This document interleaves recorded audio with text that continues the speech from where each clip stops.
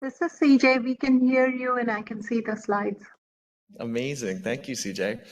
Okay, so our next presentation is going to be on hiring and onboarding, and Shelby Burke from Stanford and Lexi Gortson from Minnesota is going to talk to us.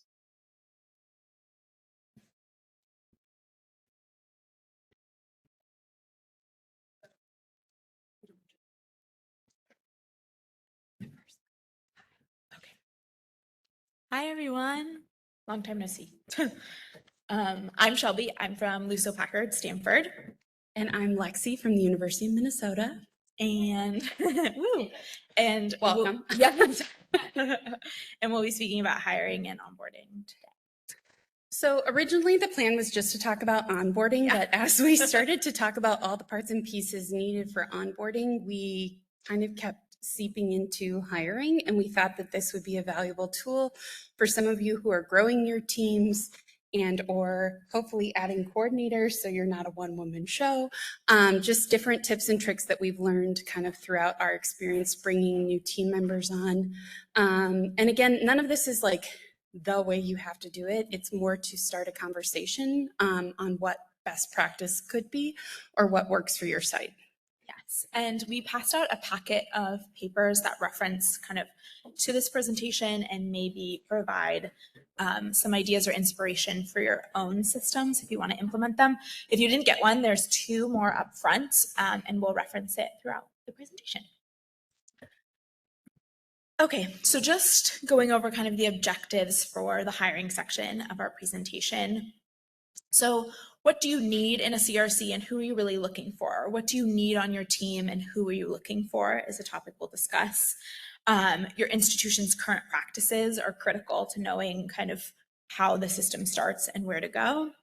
We'll touch on screening applicants, interviews, offer letters, and some negotiations, and then we'll kind of summarize everything towards the end of this section with key takeaways, tips, and tricks. So first of all, we need to talk about who you're looking for.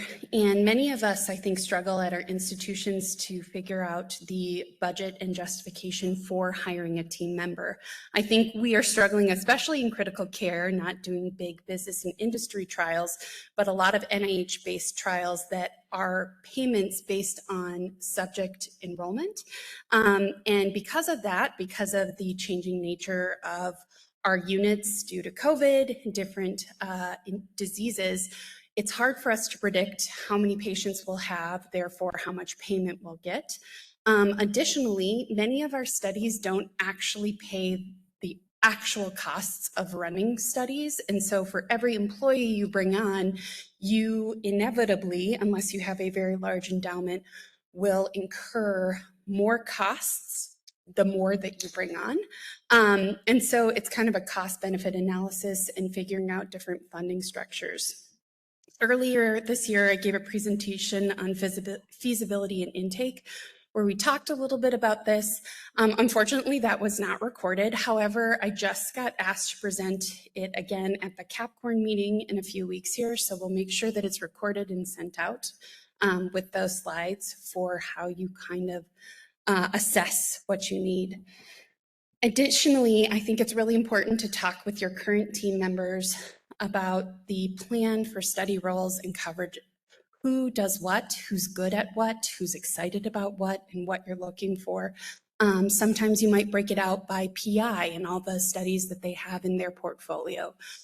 Other times you might break it out by disease type or type of study. And sometimes I want to give a plethora of different experiences with different investigators. And so I think you can try a bunch of different things at your institution as we have more and more studies. But there are many ways that you can do this. And there's not one right way, as we saw with screening. You got to figure out what's best for your team. And I think it's frequent check-ins on what's working, what's not, how can we improve. Additionally, you need to know what you need to look for in a coordinator and what's needed. Do you need a brand new coordinator just out of college who can just kind of like jump in there and start processing samples and pull real kind of like Baseline data, do you need a more advanced coordinator who knows the nuance, has been in hospitals, knows how to approach, knows kind of the ins and outs of working in a multidisciplinary team with kids who are in critical care? So that's something to start thinking about as you're posting for positions. One of the things that I think is really important to think about as you post for that position with HR is your desired and required qualifications. My big takeaway, and something that our HR rep really wanted to emphasize, the required qualifications need to be the bare minimum that you need. So usually it's a degree. That's all you need. What is the bare minimum that you need to get people through the door?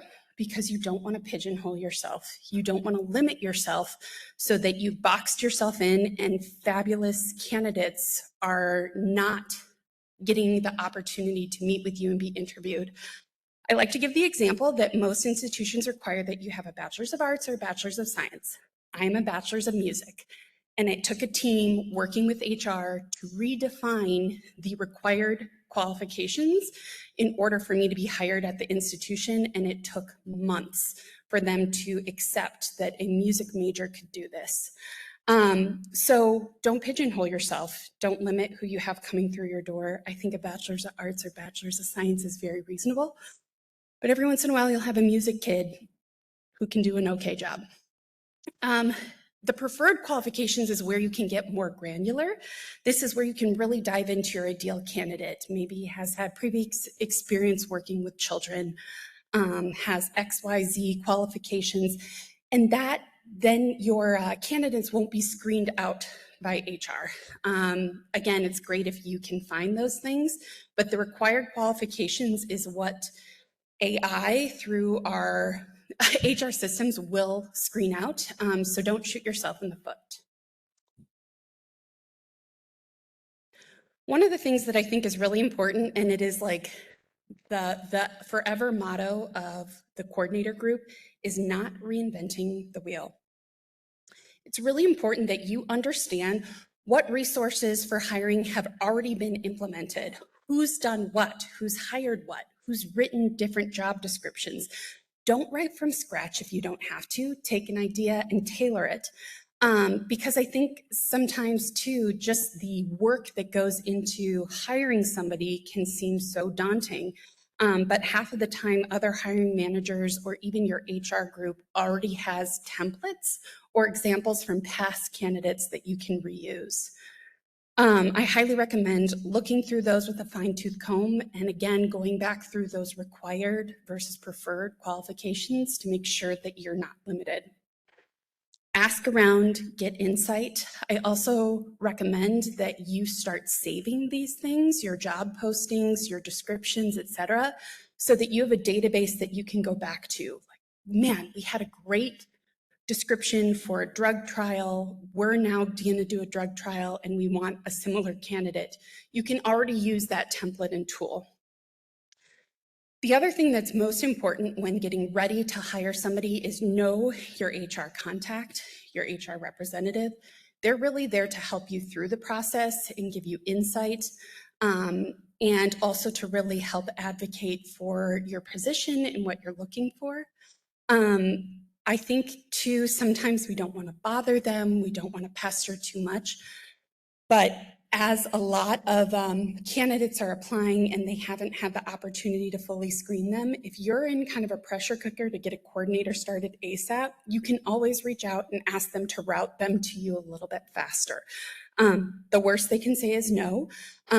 But make really good friends with your HR representative because they can pull certain strings that just aren't possible for the rest of us, and I think is a really valuable resource and tool. I guess I'm the screening lady today. So kind of referencing Lexi's beautiful beginning of this presentation, know your resources. So at Stanford, we're incredibly lucky that we have a recruitment coordinator team who initiates the job posting. We go back and forth on the GIF, which is like the job information form that Lexi was referencing. And then the resumes come to us. So I'm not sure how everybody's institution works, but we screen the resumes and then move forward with candidates from there. And one tool that our institution has really loved and has worked really well for us, and it's your first like packet piece of paper, is our screening rubric. So we tailor this to the job description, the need, anything in particular that we're really looking for. And so for, this would look different for a temp position that you're just looking for screening. This is different for a CRC2, that using Stanford's terms probably, but a CRCA or a CRC, so that you can tailor it to the role and what you're looking for. But basically, we have the required qualifications at the top. So like work experience, education, skills or certifications, anything that we're like, this has to be there, we need this in order to move forward with the candidate in terms of HR. And then we start moving into those kind of desired qualifications. So medical terminology, red cap experience, consenting experience, and we set a threshold internally with discussions with the team, with the PIs, with our recruitment coordinators, with HR. And it basically is like, okay, if they have a score greater than say 7, we're going to move them forward to our next stage. And it's kind of a nice tool to ensure that you're not biased towards someone, that you're not missing certain qualifications in a resume that you'd really like to have. It's kind of we love data, so a quantitative tool to make sure you're moving forward the candidates with the best possible success potential. So that's a tool that we love and we use really well. Lexi referenced when we were talking about this presentation, a tracker to keep track of candidates. Again, this is based on kind of your institution and what resources you have at your disposal. And if it's HR keeping track of these, if it's recruitment coordinators keeping track of these, and it basically holds the candidate, maybe their rubric score, how far they've moved on in the process, et cetera, et cetera.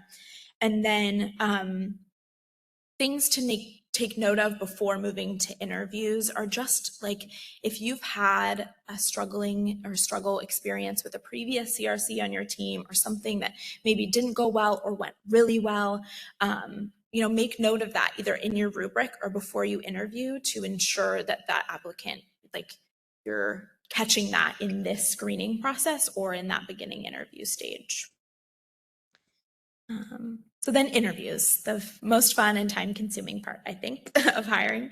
So there are different types of screening of interviews, and we reference a couple in our packet. So one is a screening phone call. This can occur instead of or in addition to the screening rubric that took place.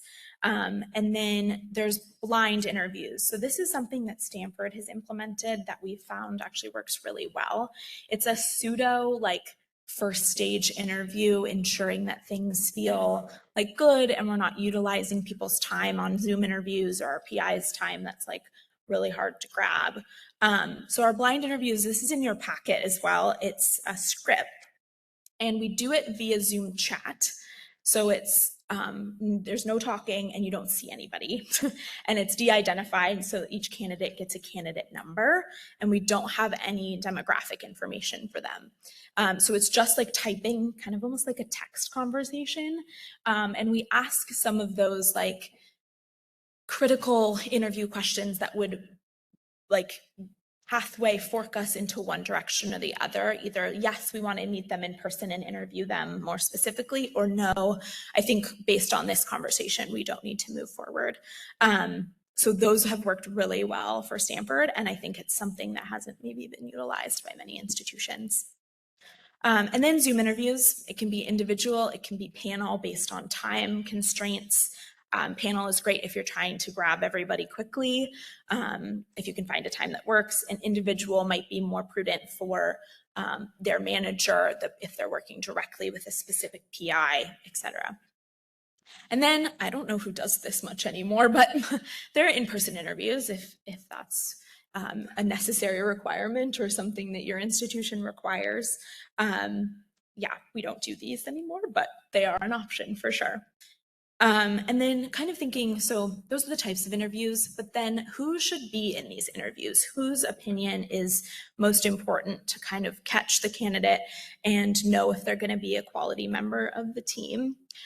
So one critical group is their teammates and fellow coordinators. They have to work with these people frequently and well.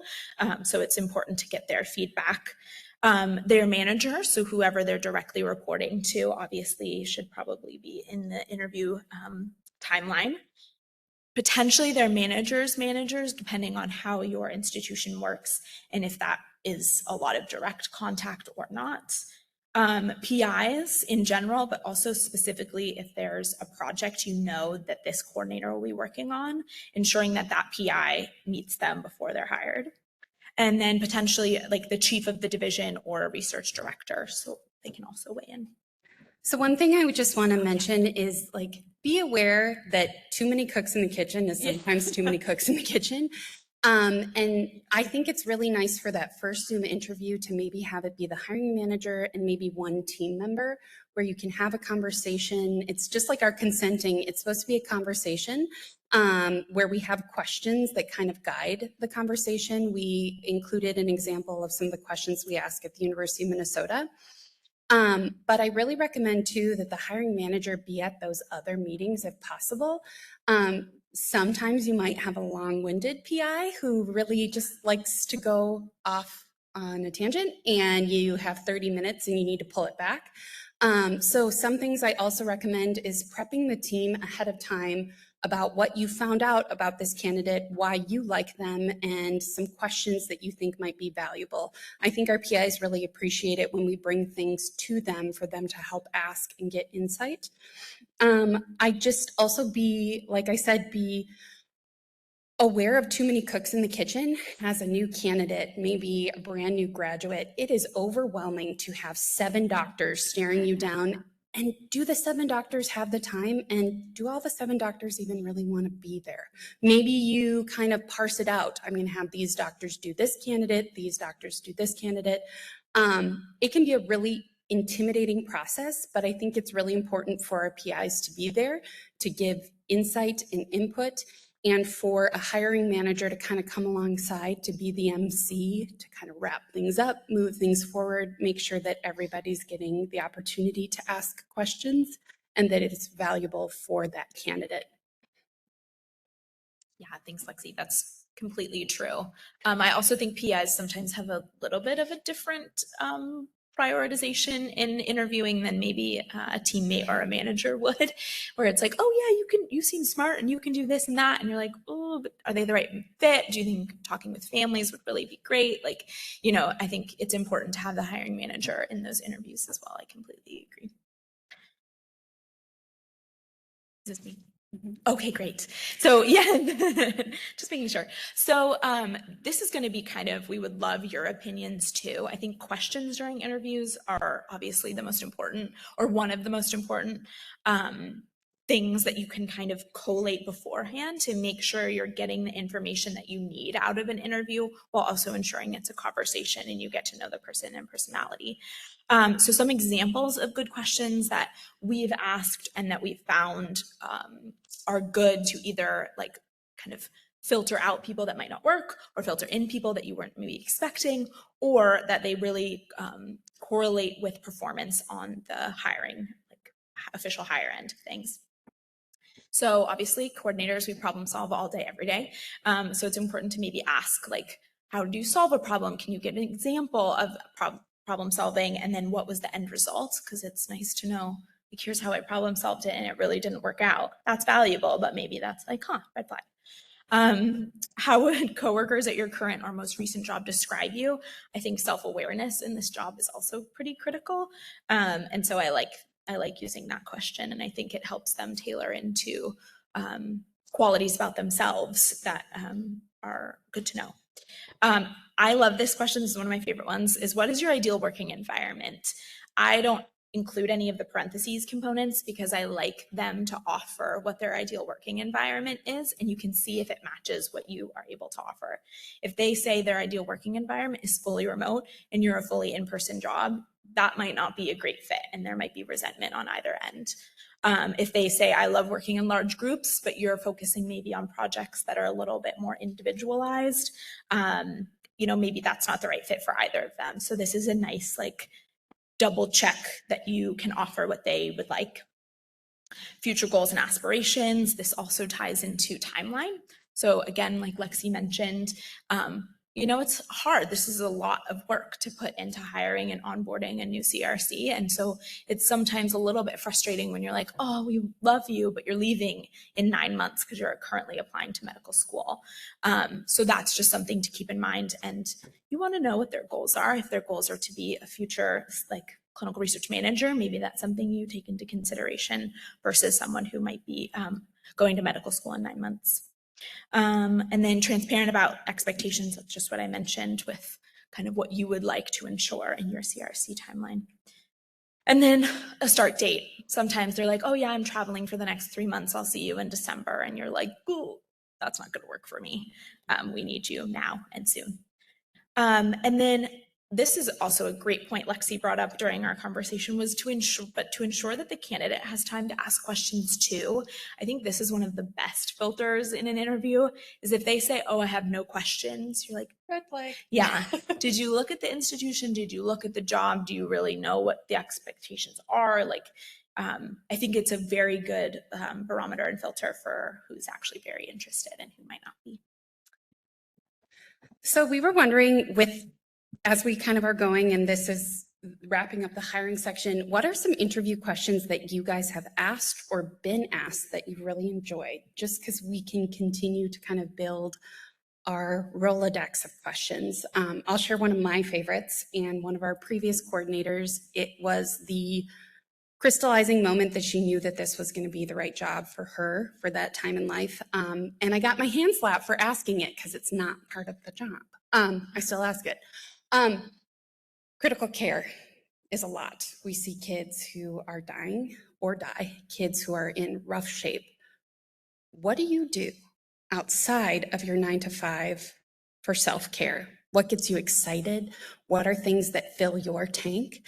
You get to hear a little bit about that person. And again, a red flag is, I don't have anything, I just study. Ooh, that person is going to be broken fast. They have no outlet. They have no way to recoup from some of the hardest things that we see. And critical care is a whole different beast than like a dermatology clinic. We see some of the hardest situations. And so that's one thing that actually gives me great insight to candidates and how they emotionally are going to take on this job. Doesn't matter what it is, but it's fun to hear what people are excited about, or if there are things that we have in common.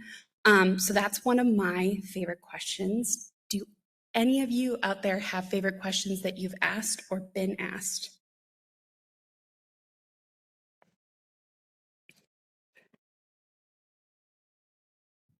Does this work? Oh, okay.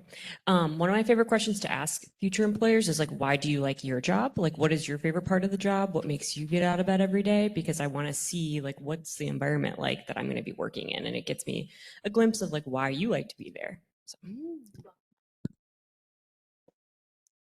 Kirsten. One of my favorite questions comes from the team interview. I don't know if you guys can back me up, but it's tell us about a time when you made a mistake while working with others and you had to make it right. I think that especially while working on a team, I think a lot of us work on teams, some of us don't, but just being able to like own up to your own mistakes and not just constantly, deflect it. So that's one of my favorite questions. And I like that you can get some problem solving skills in there, even some good like PR skills of how they ironed it out. I love that question. That's pretty awesome. Go ahead. Another one that we ask is, tell us about a time you had to take over someone else's challenging project, because we deal with that quite often where someone will start something and you have to take it over. So I like asking that question just to kind of get a feel of it and see how they'll actually handle the stress of it. Other questions? These are awesome, and thank you. Yeah, I'm stealing some of these. Yeah. I was gonna do two. The first is a coworker requests that you do something and you don't understand how to do it. What do you do? And then another one is, can you tell us a time when you had multiple competing responsibilities and how you managed them? Well, and I think sometimes too, some of our newer candidates out of school might not have had their first job. You have all done projects in college with other people. You have all been on a team or been part of a family. And so I also like when things don't necessarily directly apply, but when people can find a way to make it apply. Because again, that's that ingenuity, that creativeness, thinking through how to make it applicable to themselves. Another red flag for me is when they're like, oh, I don't have that experience. I'm like, cool. Make something up. I'm not going to fact check. I'm not telling you to make up stuff but these are some red flags when you have candidates who just can't answer those questions or can't imagine a situation in which they could have something sort of applicable. So just as much what you're looking for, this is also what you're not looking for and where to be a little leery. Any other questions? I love some of these. Ryan? Sorry, I have one more. For like more senior staff that you're hiring, we try to ask to walk us through an IRB submission. Whoa, that's a good one. Sure. Ooh, You that's kinda a really really know. good one. Some people Walk you through us an through IRB submission. You That'd kind of be really know brilliant. if they have regulatory experience and Anybody what degree? else? Any good questions? Because I think these are so valuable. Yeah, So, maybe. Oh, online. Go ahead. hi, this is Steven. We miss you. One that I'll do with like initial phone screenings is at the end of the entire conversation, which is typically anywhere from like 5 to 10 minutes. I'll ask them if there's one thing that they want me to remember from this conversation, what would it be? And it's like their like highlighting point of why we should continue and try to hire this person. Wow. And then another one that I've heard that I thought was pretty unique that I might try to incorporate and like rephrase it some way. But in a training, someone said that instead of just asking what are your strengths and weaknesses, or list like 3 strengths and a couple weaknesses, they phrased it in a way to where like they said like I'm someone who generally doesn't appreciate surprises. If there's something that might go wrong in the future, like how would you tell me about it? So that way when it does happen, I'm not surprised. So. Maggie, you gotta. Oh, I'm sorry, back here.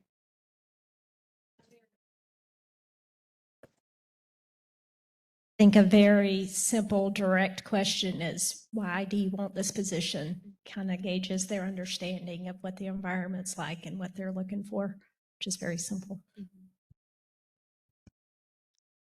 And I think Maggie had a question. No? Oh, hold on. But especially if it's like a brand new grad, I think we did a recent hire, and I liked asking like what their favorite course was outside of like science. I think it was just interesting to hear about like their kind of interests outside of that, and often they would get like excited to tell us about it because it would kind of be maybe a little weird. But anyways, love that.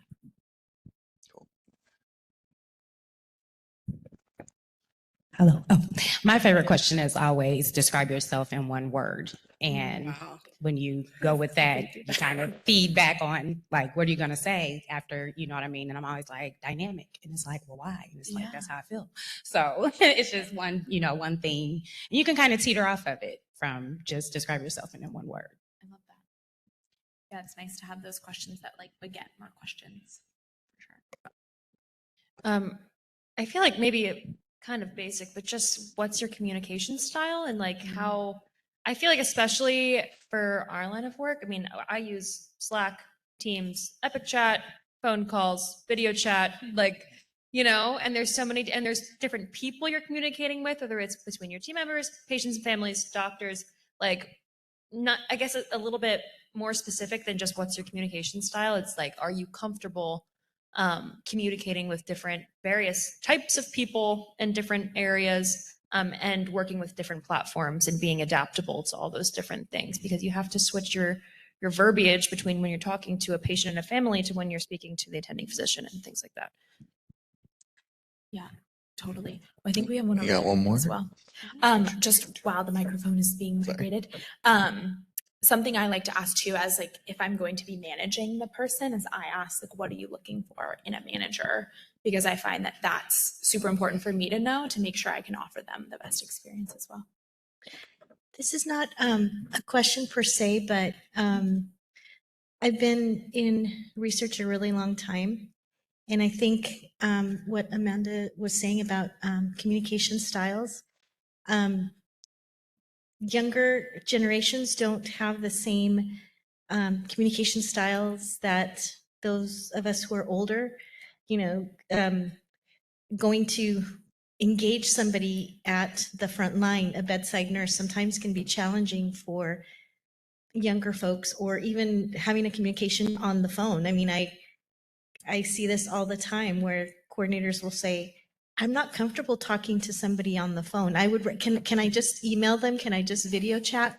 And so it's a different type of, it's a different way of thinking about who you're bringing onto your team and what different strengths might folks have.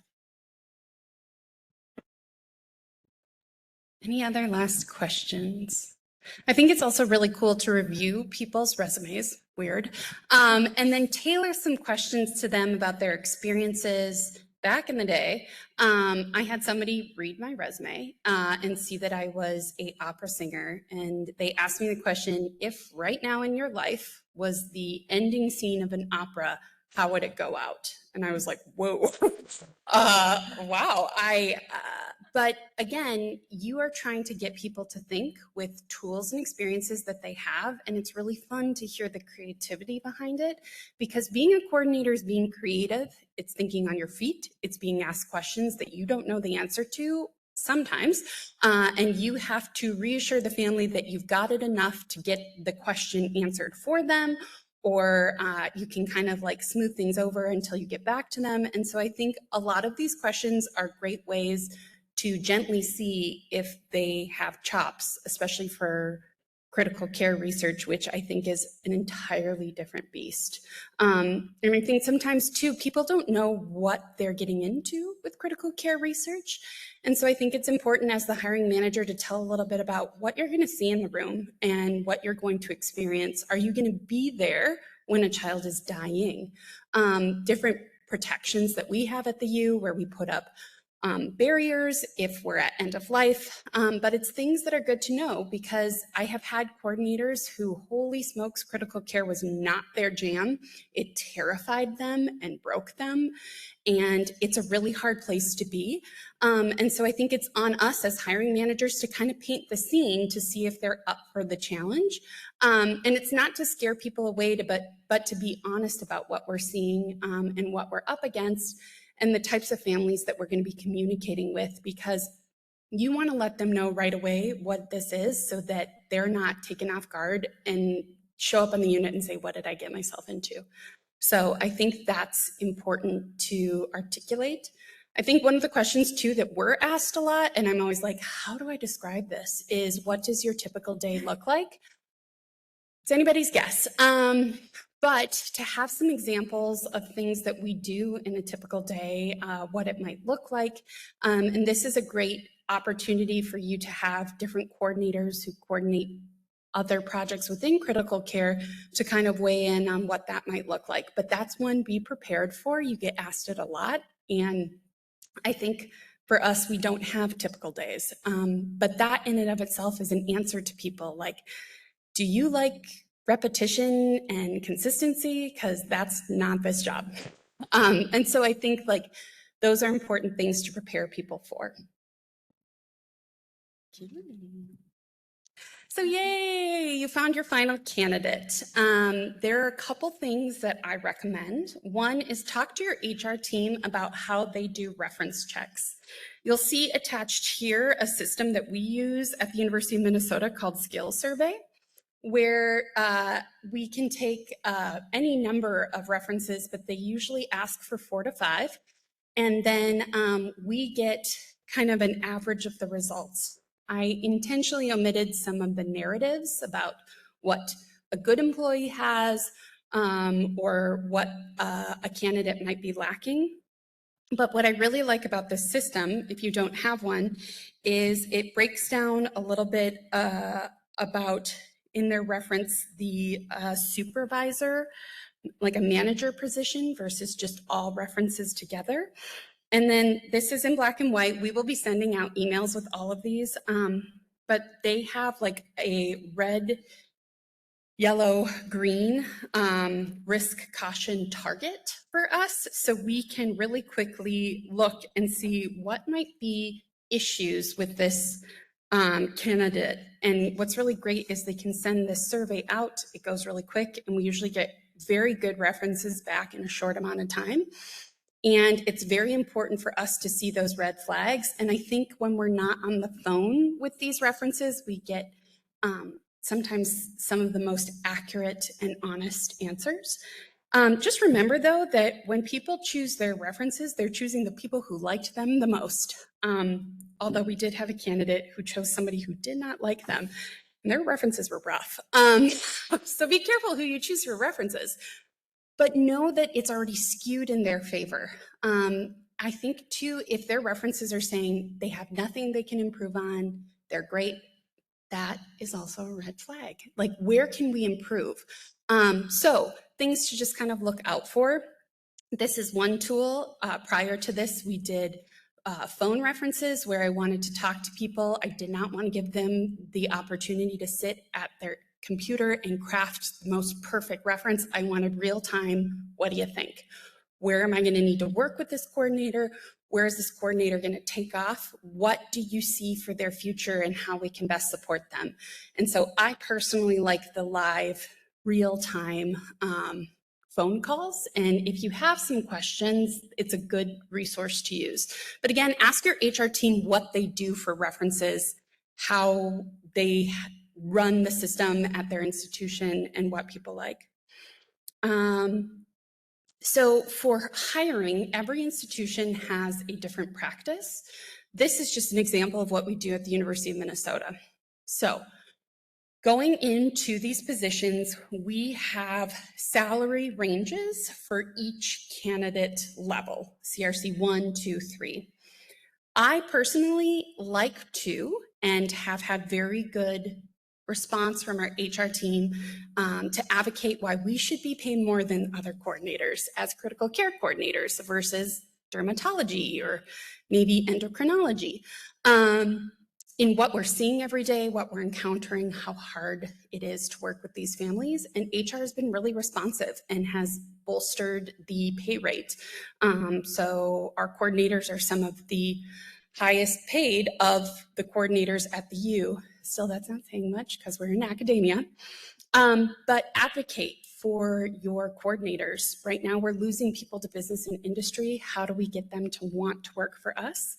And also, what are your limits? What is the range that you can offer? We start with an informal verbal offer where HR gives us, this is where you should start, this is how far you can go up. If this is not agreeable, come back to us, stop the conversation, and we'll talk about what's possible.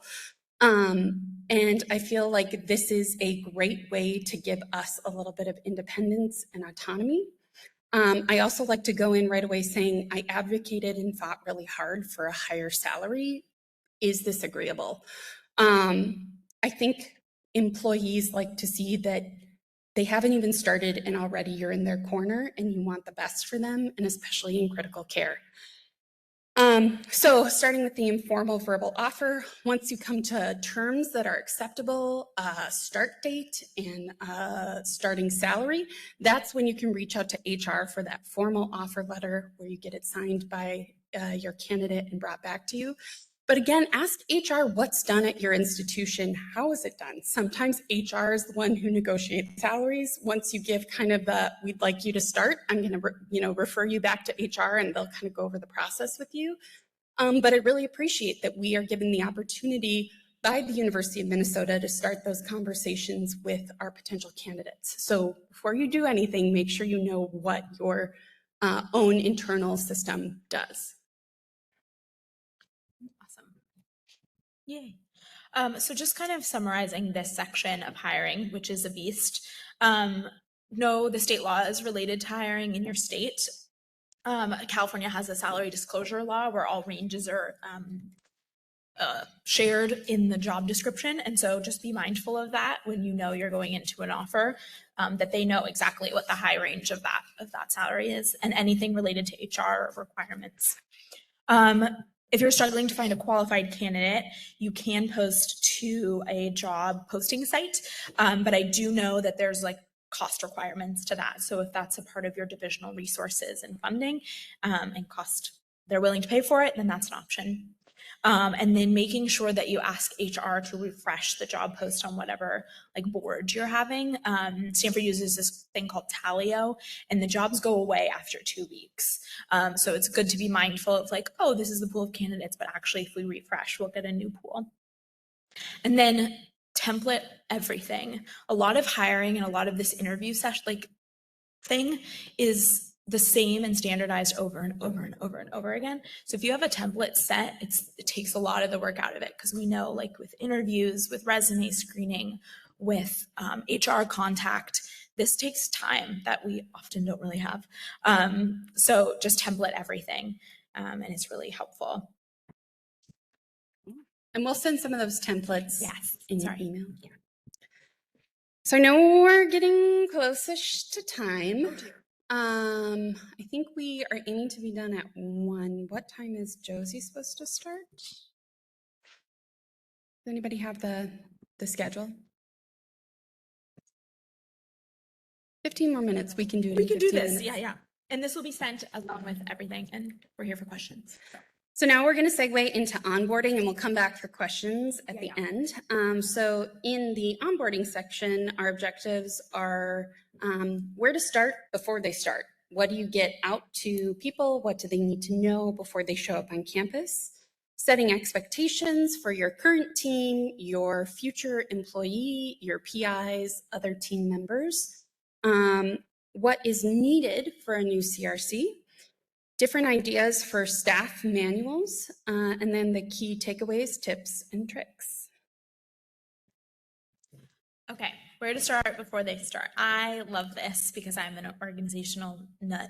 And I think being prepared is the best way to instill confidence in your new hire, that you're ready for them, but also for them to have a place to go. It's scary to start a new job in a new place with a new team and not really feel like settled and ready. So in your packet, you'll see 2 things. You'll see from the University of Minnesota, this is Lexi's beautiful first day email, which contains a lot of information related to like setting up an ID number. This is Ethan's, if it's not obvious already. And different things that are required, where the office is located, all of those logistic things. Super helpful, and I think instills a nice like calm demeanor for the candidate or for the hire for their first day. The next kind of chunk of things, this is actually Yassi's welcome packet that I gave her on her first day, which kind of just lays out some key things that might be helpful for them on their first day. This was sitting at her desk. I know the welcome is gone. It just says her name, but that's okay. Yassi. That's okay. It has like a little letter that I wrote to her, just really excited that thank God I have help, and that we get to work together. It has like some key things. This could be like door codes, different, like knowing that she can have the snacks in the back and where those are located, what her first week would look like. And we lay those out based on different HR requirements, training requirements, when she'd be in office versus at home. And then any tools that you think would be relevant starting on the first day. So Yassi and I have a weekly one-on-one. And this is the format of the weekly updates that I liked. That worked well for me when I was working with PIs. I am working with PIs. And I wanted her to have that ready to go for day one. So those are kind of wrapped in the welcome letter.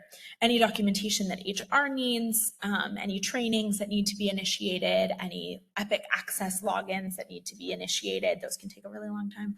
And then knowing that this doesn't have to all fall on to you, right, as the hiring manager. It is a lot of work to hire and onboard someone new. So finding people that can help share those duties. Do you have a regulatory specialist? This doesn't even have to be in your division. It could be somewhere adjacent that you know they do a great job. Anyone in the lab, like a postdoc that might be able to help process, like work on lab processing, anyone who you feel is excellent at consent, data extraction, data entry, et cetera, that you can offload some of that onboard tasks and duties. Really helpful. And all of this is really important as we go into the next slide, setting expectations.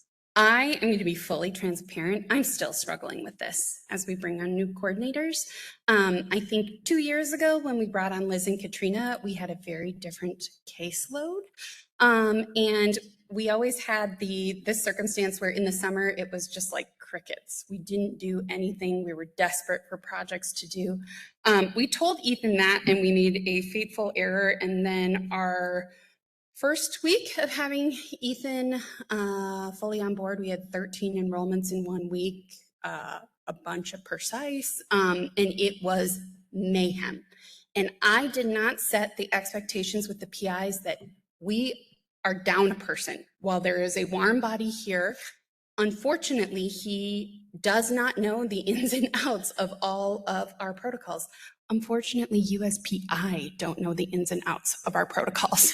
So cut a little slack. Let us try to do our best. And I think I felt the pressure from my PIs. And it was interesting because we had team meetings where, that week kind of broke us. We can't do that again. But this is what's great is talk to your teams, debrief, learn from your mistakes. How would you change the game going forward? And so now how do I set expectations? I think it's really important to know the roles and responsibilities, especially the reporting structure. It's really hard when you are a coordinator and you have been tasked to hire another coordinator. Are you their boss? You're the one training them, but you don't really have autonomy over what they're doing. It's very, very hard to do. Sometimes you're hired up within your role and you become the boss to somebody who's been your peer this whole time. That's really hard too. But I think setting clear roles and responsibilities of the reporting structure and what's needed, how you come to me first, and then we bring it to the next person so that your employee isn't going over your head. Those are important things to kind of set kind of the ground rules. I think it's important too with your employees to kind of talk through via email what their first day is going to look like, from this lovely breakdown from Shelby, what the first week looks like, and then kind of different goals within the next month, maybe the next 6 months, as maybe they're getting ready for a probationary review, what we're expecting from you and what you need to be successful. I think it's also really important to talk to the existing team members. What maybe is going to come off of their plate and what extra things are they going to need to take on in lieu of being down a fully trained coordinator and needing to train in a new coordinator. And I think these are constant real-time conversations. Katrina can vouch that there were lots of times where she came in and just asked me, what do I prioritize? What do I do? If we want to do this, we're going to have to slow down, and I need you to help advocate for me to our PIs. And so I can also send you guys a template of a expectations email going into respiratory season, as I talked about before, of what our work hours are, what we can and can't do, to kind of level set for the doctors. So yeah, going into the doctors and then the onboarding, I'll let you want to talk about pacing? Maybe not. Oh, sure. Yeah, go for it. Yeah. I mean, it's just referencing kind of back to what Lexi was saying is like, you are a beautiful new warm body, but you do not have the knowledge or skill set yet to maybe keep up with the recruitment that was established by a fully fledged CRC who knew all of the ins and outs of the institution, of the study itself, et cetera. So just kind of reminding investigators, like, we are in a transition period. This will be a little bit challenging. I think the overall theme of onboarding is it gets a little bit worse before it gets better. And so just being like, I think if investigators have the awareness up front, they're much more responsive positively than if they're caught off guard and react to it in time with, a negative experience, let's say. And then onboarding as a manager versus a peer, this is kind of what Lexi touched on. There's nuance to both of those. If you're onboarding someone as their manager who's, submitting their time card, who's doing those formal evaluations at whatever time point, 6 months in a year, it's important to have that in mind when setting expectations, because your expectations will be different from someone who's a peer helping train them on different tasks. So having that fully front of like, maybe as a manager, your expectations are a little more like, I need you to be where you are. I need you to communicate maybe in this way with the knowledge of their communication style, and versus a peer who really needs to train them on the tasks themselves. Okay, oh, the slide got a little wonky, but so what's kind of required for a new CRC? This is like base level, kind of what I would send on the first day, or what we'd initiate maybe on that first day or in that first week. Trainings, obviously, you can't move forward with a lot of the necessary like databases and systems without training. So CITI, HIPAA, the IATA, dry ice, as Amanda beautifully presented us, how to do those, information security. I know University of Minnesota has a robust sexual harassment training that needs to be completed. So just being mindful of how long those take and getting those done quickly so that other things can progress. Something I do is I have a document of resources, sites, links that within Stanford that we'd utilized most often. So like we have a research management organization that details all of like our consent templates and all that stuff. I want them to have that as a resource up front. Any contracting offices or contacts specifically, we have a couple people that I'm like, know their email, know these are high priority. IRBs, where does your IRB live? How do you submit things? What does that look like? Any research administration things, how to bill, making sure things are submitted, and then the legal team for maybe DUAs or other agreements that are also high priority. And then where to go, where to sit, where to stay, where to be, where the unit is, where your lab is, where the clinical lab is, if you need samples there, different offices for PIs if you need to meet them in person, where materials are located. Here's where to find packing tape. Here's where to find boxes to ship things. It's nice to lay those out up front, so maybe those kind of more nuanced or like logisticy questions are taken care of. And I like to send these in an email so that it's referenceable. If it's simply just stated throughout the process, maybe it'll be a continued question because they don't have a place to go back to look. So I like these in a referenceable email. Yeah. We're really fast. So one of the things that we've done at the University of Minnesota that kind of piggybacks on this is we created a pediatric clinical research services manual for staff. Because back in the day, we were a team, originally it was a director and 2 coordinators for every division except for HEMONC. Now we're a team of almost 50 people in multiple different divisions, and there is a lot that we all kind of share in common. So instead of printing the whole handbook, I gave you kind of a table of contents. You can look through it, but we have like our mission and values, a letter from our director, little bios about all of the other coordinators and pictures, what they're interested in, different locations, different work culture, maybe the dress code. I also refer people to our civil service handbook because many of us are civil service employees. What are the legalese? What are the policies for taking time off or vacation requests? Kind of going back to what was said before, what is good hospital etiquette? What is good email etiquette? What benefits are you offered here at the institution that you're working for?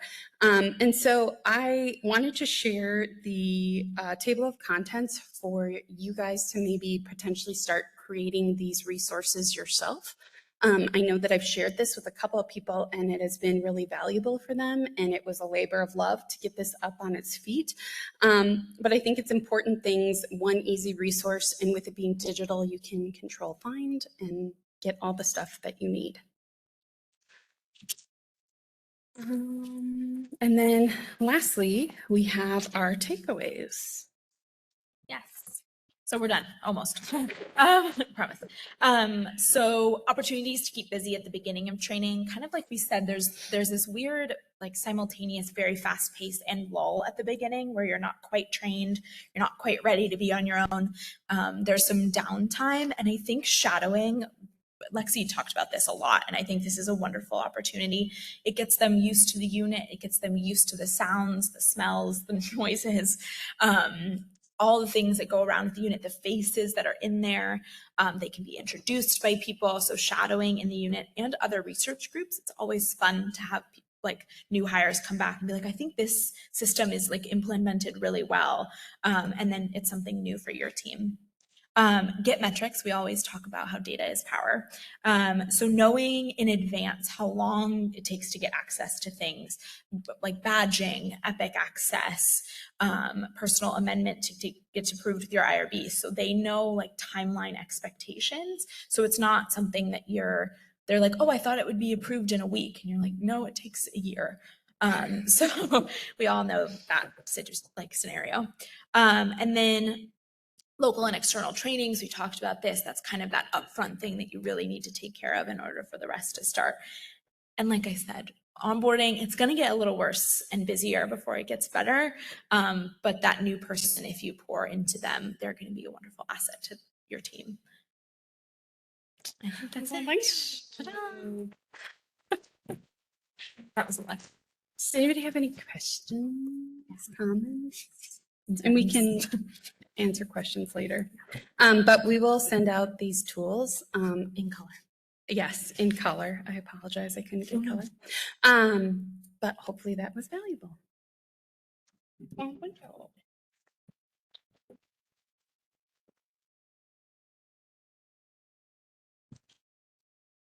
Excellent presentation, Shelby and Lexi. Thank you so much. Thank you, CJ. Yes, absolutely agree.